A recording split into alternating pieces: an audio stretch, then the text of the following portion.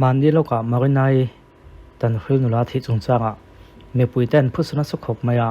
ที่ชวนบอกว่าการอะไรแต่ว่าให้เราเฮียน special report เฮียนผู้อาร์เอลเปก็ช่วงเต้นให้โกตาอันทุเรศจุกตินทุลิงอ่ะอปมตินก่อนชัวตานี่ให้โกชวนผู้อาร์เอลเปก็ช่วงเต้นตันฟิลตรงอ่ะนอชวนนั่นเองข้าอาศัยเนี่ยจะไปดูเต้อินสุฟิอาดูกันนะเพื่อตีกันนี่วันนี้สมนิปลีทันเหตุสังนี่แหละสมนิปรุกชวนคานผู้อาร์เอลเปกันผู้อิน police ละมินนี่สมนิปสกิทลักษณะนี่แหละสมนิปรุกอันทุชัวมากันนั่นฉันช่วยทัดตัวอัปสรอันปูนั่นแหละให้มีจงจ้าง police ปียกวางเวงช่วงตรงหนอชวนนั่นที่เราแทงอ่ะอันเดียวนั่นช่วงไอตัวให้กดเฮียนอันอินหาหน้าวางอันบุญกอเชียโซกักเลยหนอชวนนั่นสิ่งนี้จะไปตัวแต่ละการ compensation เจงหน่วยสกิสิกสังหัดสมทุมเดียวนั่นแหละให้เงินน้ำหน่อยแต่เคสเสียมสักตัวกันเดียวแต่ละบอกทุบไว้เทดูตู้เฮียนอัปสรจนที่กงไม่มากันในทัดตู้อันนี้เทดูทูตากหลังอินไว้แม่มีบ่ส่วนนี้นี่ทุ่มทัศนปัญหาสังที่เราสมนิปังอันทุชัวโปนี่ขัดทัศนปัญหาสังที่เราสมนิปังหลายลำดังมากันในฮีตันคริลเวงทักอัตว่าจวงไล่มันนี่ทูตากหลังนี้ให้มันนี่เฮียนผู้เปกฮีจนปุ่มปุ๋ยอินาอมินอันช่วงเตนเนนจวนไอโคมาปนมาช่วงตัวนี้นั่นตากหลังผู้เปกข้ามากันในที่นาวางอันนี้นั่นจวงฐานเรวิน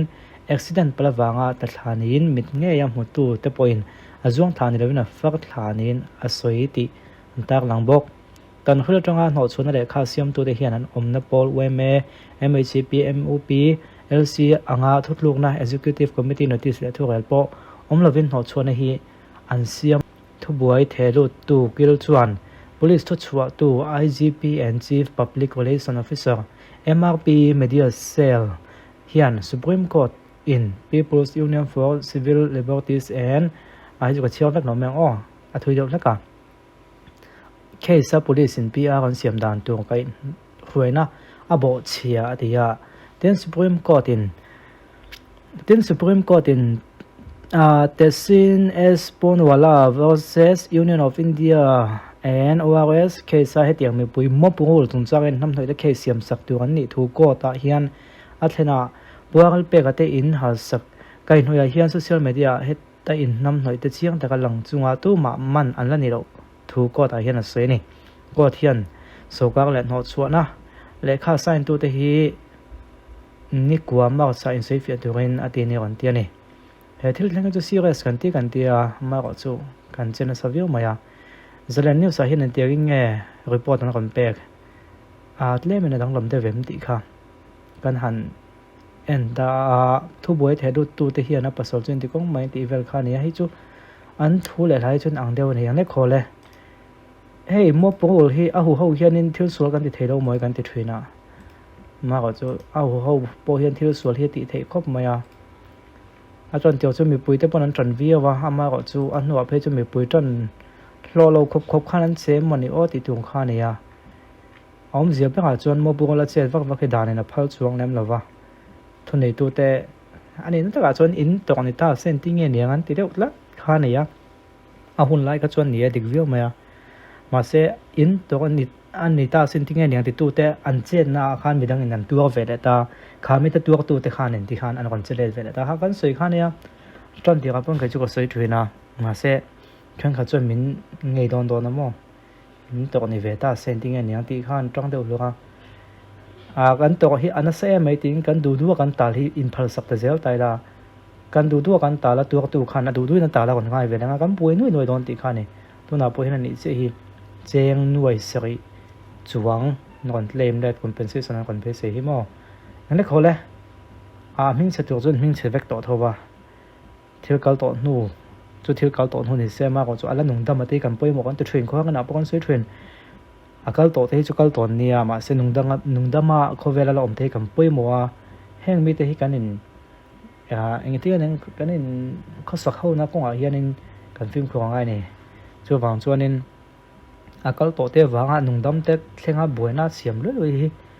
atu lo na chin te poi thilom ve thwen ani ti te kha ka ngai dang ka sei do nen chu ale wana han se sona kan ena mizo mai che than khat te namdang pasal nei mizo an ni na lak bo sak ti chu dik che lo mai thema ka mizo ni na zon an ham that nang chi kan claim the to lo thur tu te tin mizo anga danang ta ka ngai an ni to lo thur tu te ka tiam chi kha ให้มีวิดีโอกันเอ็นะa full video in ido chu nei lo en don ni si bai vek ole voice sana khanin dan thren khatte ti danglam le siam that ania chung zinga chuan topic pakhat mi zo mi puitanga event mai le facebook a po viral hak mai oma chu chunge kan ti chuan mi zo mai chia in namdang nei chuan mi zo ani na abo to don ani ama ko chu mi zo mi pain namdang nei ko chuan mi pa hi mi zo wa hian da lal deu ni wangin le chikal zera chhe ani wangin mi zo ne na kha bodon chuang lawa ama ko chu mi zo than khat namdang vanei khanom thina ke ma chu mi zo kala ni tholom ka fa te chu ni e mi zo ne lo mai the ke ma chu mi zo kala ni tho ti ngai da na kha thina chui ko chu pai bo ani ta namdang nei to chuanin mi zo ne na bo vector chu tun tu ma hianin an pa sa chuanin he kan da ni na huap tu rei chu a me chia le a mi pa mi zo ni a huap panga tin a mi pa jok mi zo ani na huap panga me chia chu huap tel to don lo ni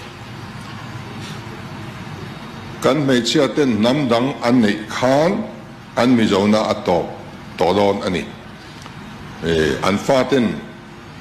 tribal an ni na te an claim thei to lo wanga kan dan noya hianin anom to don lo ti na ani a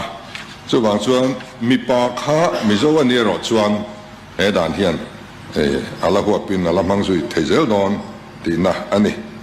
he hian soi ro khop mai mi thla mi chang khang lo lang mai thei chan chu mi zo te zinga namdang nei anom ve ta nual maya kha wa diriam zue mo wa hu si zi tu ti na lam ne lavin he mi zo na ham that nan don theng chi te le khang ne wa khan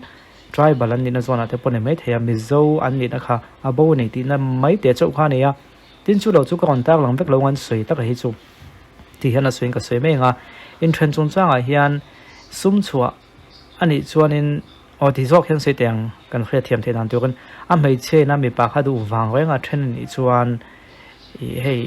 anin thenna khaning mo ham thatna te kha alo danglam thina emo mi pai na mei chia kha thena ni chuan khami chungchanga khan ham thatna enga mo kha danglam om thina ni tun thu ma chuan ami pai na thena ni mo mei chia na thena ni mo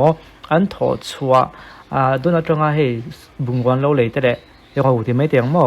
khami in chung kho bungwa te pon mai the poisa te pon mai the mei chia khan za som nga chin kha atlem thei don ani